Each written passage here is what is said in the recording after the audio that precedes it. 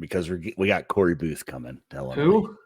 Who? Carey Booth. I mean, sorry. Jesus, that's a terrible sign for that. I'm just going to call him Coleman Hawkins 2.0 forever, so it doesn't really matter what his name is. I don't think he's a troll on Twitter, which I don't really think we need. I'm guessing that his NBA exec dad or whatever he does probably doesn't allow that. So, well, you can do whatever you want these days. But no, I mean this is a stretch four with a lot of skill. I think he's probably more talented than Coleman, if we're going to be honest. I think a lot of things would say that as well. There's a natural look to the way he does things on the basketball court. I don't know what other schools were interested. I think Colorado State he visited.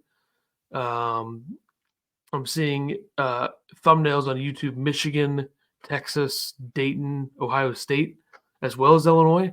Kind of felt like this was going to happen. We got a hint of that in the last episode. Yeah.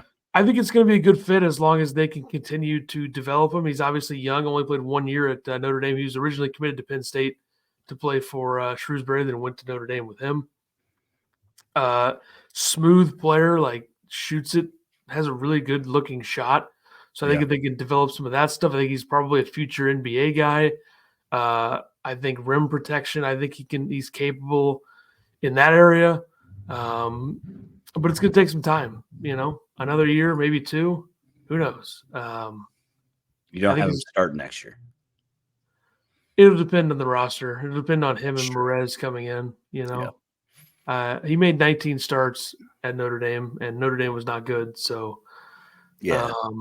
He played 33 games, averaged about 20 minutes a game, shot 30% from three, 4 rebounds, half assist, half block.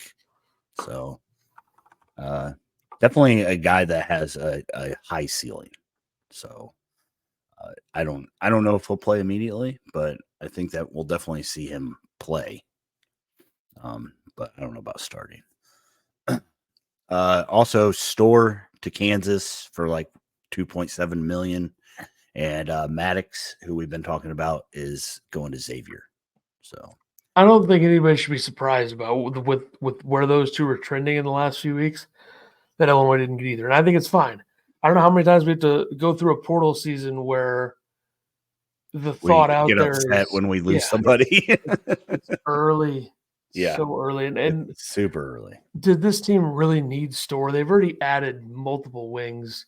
Yeah. And we don't really need a guy who's there to be a number one option. Yeah. They at this point they kind of need a main scoring option. I did want Store for like a week, but yeah.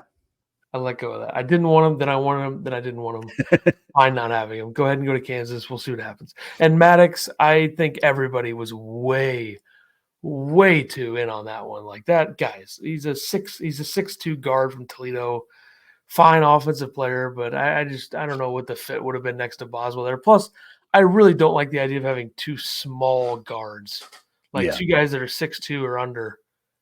At the 1 and 2, I don't think that's the best formula to win, and I think that's probably why we're turning towards another year where Illinois is going to play a 5-out style offense, which I'm fine with. I know some who think that Dane Danger is the best player of all time or not, and he'll comment crying about how I took shots at him in the comments. But feel free, go ahead. Yeah, I'm fine with it. I mean, that was a good formula last year. I don't think the fact they were a 5-out team contributed that much to losing to UConn, just because UConn was way better, and even if Illinois did have a real center in there like Dane, do you think Illinois loses by less than 25 if Dane Danger plays 30 minutes against UConn? Maybe doesn't matter. Maybe lose by 20. Yeah, maybe.